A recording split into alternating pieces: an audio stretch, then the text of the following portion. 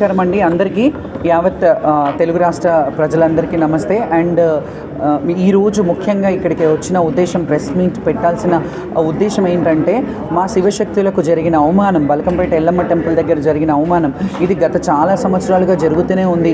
గత ప్రభుత్వాలలో కూడా కొంత ఇబ్బందులు జరిగినా వాళ్ళు సమీక్షించుకొని అట్లీస్ట్ మమ్మల్ని పిలిచి, అప్పట్లో తలసాని శ్రీనివాస్ యాదవ్ గారు మమ్మల్ని పిలిచి మాట్లాడి పాసులు ఇవ్వడం జరిగింది.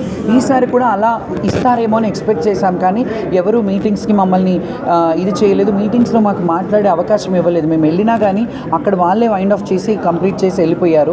దాని తర్వాత మాకు బల్కంపేట ఎల్లమ్మ కళ్యాణం రోజు మా శివశక్తులని, జోగినీలను విచక్షణారహితంగా, అసలు విచక్షణ లేకుండా ఎలా కొట్టారు. వాళ్ళ బొక్కలు ఊడుతున్నాయి, తలలో ఇంతింత బొడుసులు వచ్చినాయి.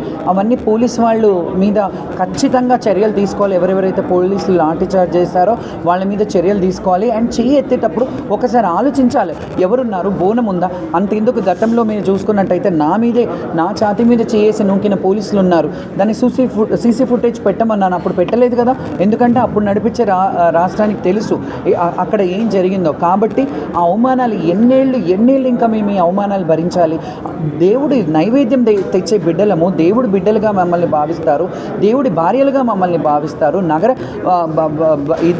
భార్యలుగా మేము ఉన్నప్పుడు మాకు కనీస ఫెసిలిటీస్, అంటే ఫెసిలిటీస్ మేము అడిగేది కూడా మాకు చీర ఇవ్వండి, సారీ ఇవ్వండి, మాకు డబ్బులు ఇవ్వండి అని అడగట్లేదు. మేము ఓన్లీ దైవ దర్శనానికి, బోనం తెచ్చడానికి అవకాశం ఇవ్వండి. మాకు స్పెషల్గా మాలో కూడా వీఐపీల లాగా కన్సిడర్ చేయండి. కొంతమందిని పెద్ద పెద్ద ఏడంత్రాల బోనాలు తెచ్చే వాళ్ళని కన్సిడర్ చేసి వాళ్ళకి స్పెషల్గా లైన్ అరేంజ్ చేయండి. ఎందుకంటే కొంతమందికి ఏం చేస్తారు, షామియానాలు వేసేస్తారు, ఏడంత్రాల బోనం ఉంటుంది, అది వాళ్ళు దించి మళ్ళీ తేవాల్సి వస్తుంది.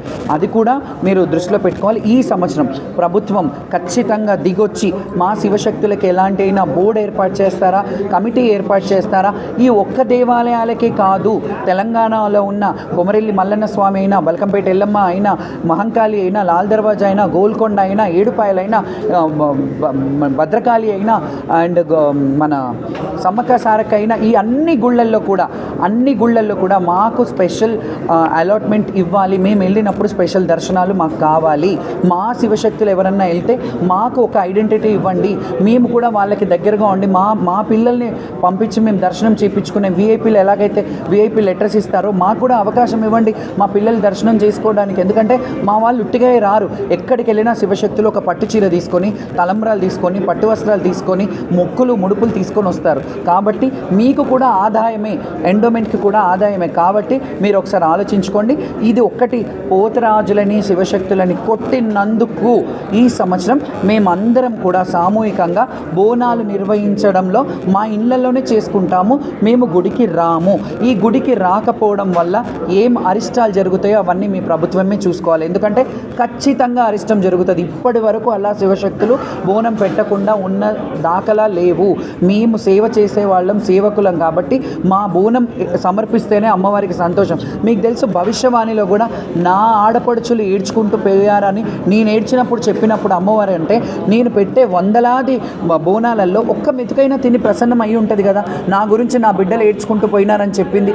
అట్లా చెప్పినా కానీ మీరు ముందుకొచ్చి కమిటీలో మీటింగ్లు ఏర్పాటు చేసి మా అందరికీ ఒక హామీ ఇస్తే, ప్రభుత్వం వచ్చి అఫీషియల్గా, మీరు మామూలుగా నాకు కాల్ చేసేసి మేమేం ఇబ్బంది పెట్టకుండా పోతాము అని డీజీపీ గారు కూడా చెప్పారు, మీకు ఈ లైన్ ఏర్పాటు చేస్తామన్నారు. అది కాదు, మాకు ప్రభుత్వ పరంగా ప్రకటన ఇవ్వండి.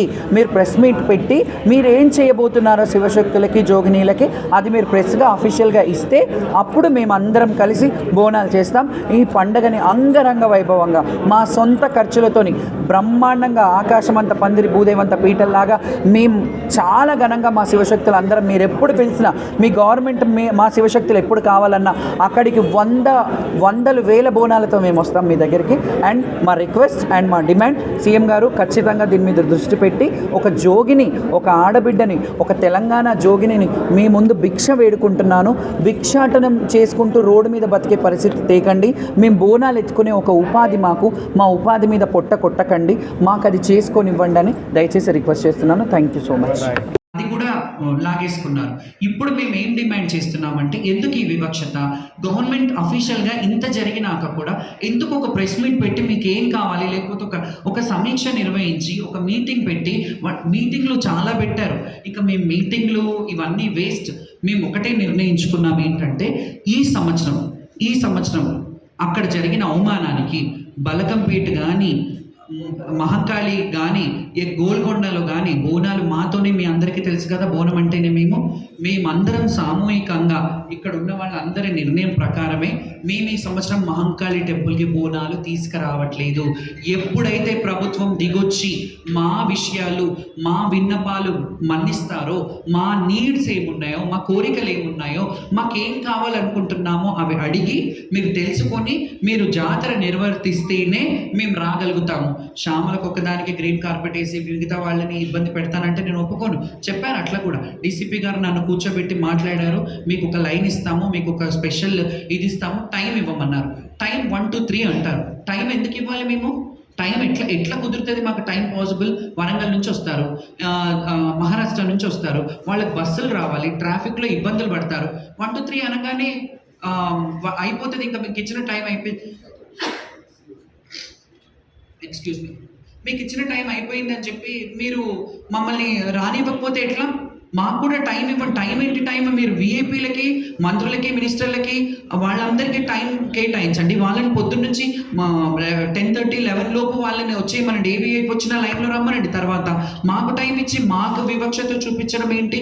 మా బోనాల లైన్ని ప్రత్యేకంగా ఏర్పాటు చేయాలి. ఇంకొకటి, మొన్న పోతురాజులని మా శివశక్తులను కొట్టినందుకు మేము దీని మీద చాలా మనస్తాపం చెంది ఈ ఇబ్బందులు ఇంకా మేము కొనసాగించలేము, మా వాళ్ళు శపిస్తున్నారు అనే వీడియోలు చాలా ట్రోల్ అవుతున్నాయి. ఎందుకు చేస్తామండి? మాకు మీ మీద ఏమైనా పర్సనల్ గ్రడ్జా? ఇది కాకపోతే ఇంకొకటి అని అనుకుంటాము. వీళ్ళు బాగా చూడకపోతే బాగా చూసే వాళ్ళు ఎప్పుడు వస్తారో మమ్మల్ని తీసుకెళ్ళి బోనం చేయిస్తారని వెయిట్ చేస్తాం. మేము ప్రభుత్వం ఇప్పటికైనా దిగొచ్చి మాకు ఒక ప్రత్యేక క్యూ లైన్ ఏర్పాటు చేసి సీనియర్స్ ఎవరైతే ఉన్నారో, ఇప్పుడు మేము చాలా ఏళ్ళుగా చేస్తున్నాము, అన్ని తెలంగాణలో ఉన్న దేవాలయాలకి ఐడి కార్డ్స్ ఇష్యూ చేయండి. ఆ ఐడి కార్డ్ సీనియర్లు ఉన్న వాళ్ళు అందరికి ఇవ్వమని అనట్లేదు, లక్షలాది మంది ఉన్నారు. అలా అంటే ఎవరైతే కల్చర్ రిప్రజెంటేటివ్స్ ఉన్నారో, ఎక్కడ ఎవరిదైతే అవసరం ఉందో వాళ్ళకు ఒక పాస్లు ఇష్యూ చేయండి. ఒక గుడికి మేము భద్రాచలంలో మేము రాముల వారి కళ్యాణం చేస్తామని అడగట్లేదండి. మాంకాలమ్మకు ఎల్లమ్మకి బోనం తీస్తామని అడుగుతున్నాం. మా రైట్ ఇది, మాకు చేయనివ్వండి.